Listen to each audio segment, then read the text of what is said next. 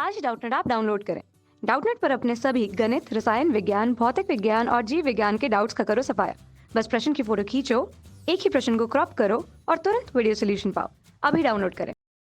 दिए गए प्रश्न में यह बताया गया है कि किसी 240 मीटर ऊंची चोटी से के ऊपर किनारे से दो पत्थरों को एक साथ यदि ऊपर की ओर फेंका जाए तब प्रारंभिक चाल क्रमशः उनके 10 मीटर प्रति सेकंड तथा 40 मीटर प्रति सेकंड है।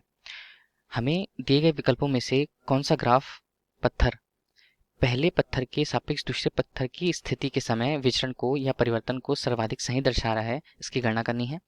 जहाँ पर पत्थर जमीन से टकराने के पश्चात ऊपर की ओर नहीं उछलते, यह स्थिति दी गई है, जबकि वायु का प्रतिरोध नगण्य माना गया है।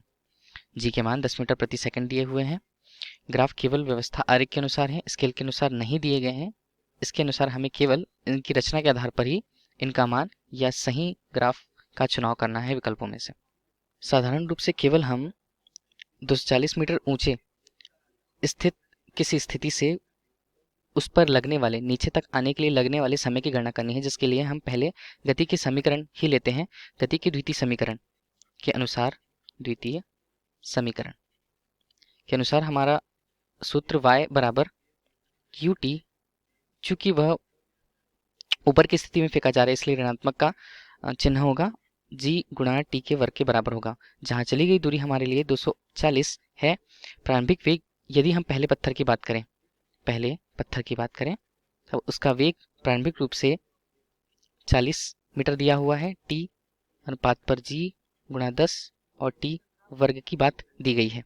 यहाँ पर इसे हल करने के लिए 240 गुणा 2 t गुणा 2 ऋण 10 t वर्ग के बराबर, यदि t का मान हम प्राप्त करें इस पर, तो t का मान हमारे लिए लगभगतः सामान्य रूप से 12 सेकंड प्राप्त होता है।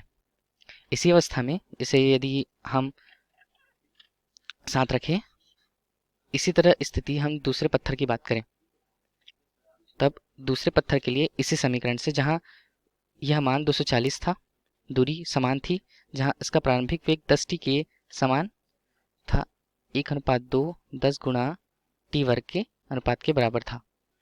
यहाँ पर यदि हमने 240 गुणा 2 बराबर 10 गुणा 2 t ऋण 10 t वर्ग के अनुसार t का मान यदि निकाला है, इसे हम पहले पत्थर के लिए t1 तथा दूसरे के लिए t2 प्रदर्शित करें, तब इसका मान 8 सेकंड हमें प्राप्त होता है। चूंकि हम पहले पत्थर जिसके लिए वेग हमने v1 40 लिया था 40 मीटर प्रति सेकंड से, तथा दूसरे के लिए वेग जो v2 प्रदर्शन के आधार पर 10 मीटर प्रति सेकंड था, इन दोनों की स्थितियों की यदि हम तुलना करें, तब हम यह ज्ञात करते हैं कि 10 मीटर प्रति सेकंड वाला 8 सेकंड पश्चात गिरता है, जबकि उसके 4 सेकंड पश्चात दूसरा जो 40 मीटर प्रति सेकंड के वेग से आगे बढ़ा था वह गिरता है।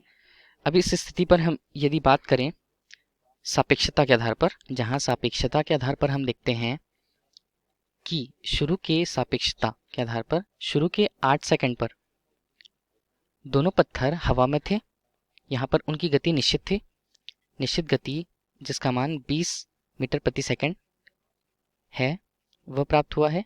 और अंतिम 4 सेकंड के लिए, जहां हम यदि ग्राफ के ढाल की बात करें, ग्राफ के ढाल के अनुसार जहां हम इसकी तुलना y2 ऋण y1 से, जहां पर यह दूरी u2 ऋण u1 प्रारंभिक अवस्थाओं पर वेग और समय के गुणनफल के बराबर थी, यहाँ हम देखते हैं इसका मान हमारे लिए 30t, अर्थात ग्राफ में परिवर्तन का मान हमारे लिए 30t प्रदर्शित हुआ है। अर्थात यह केवल एक समानांतर रेखा या ऋजु रेखीय स्थिति को बताता है। ऋजु रेखीय स्थिति, यदि केवल इसी स्थिति की तुलना ही हम विकल्पों में दिए गए ग्राफ से कर लें, तब इस स्थिति पर हमारा मान 240 के लिए 8 और 12 सेकंड पर प्राप्त होता है, जहां वेग का मान यहाँ पर निश्चितता बढ़ेगा।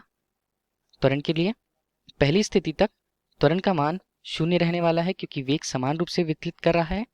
इस स्थिति के लिए यदि हम कल्पना करें तो विकल्प सी हमारे लिए सही उत्तर होगा। कक्षा 6 से 12वीं से लेकर नीट, IIT, JEE वो एडवांस के लेवल तक 1 करोड़ से ज्यादा छात्रों का भरोसा। आज ही डाउनलोड करें डाउटनेट ऐप या व्हाट्सएप करें अपने सारे डाउट्स 8400 400 400 पर।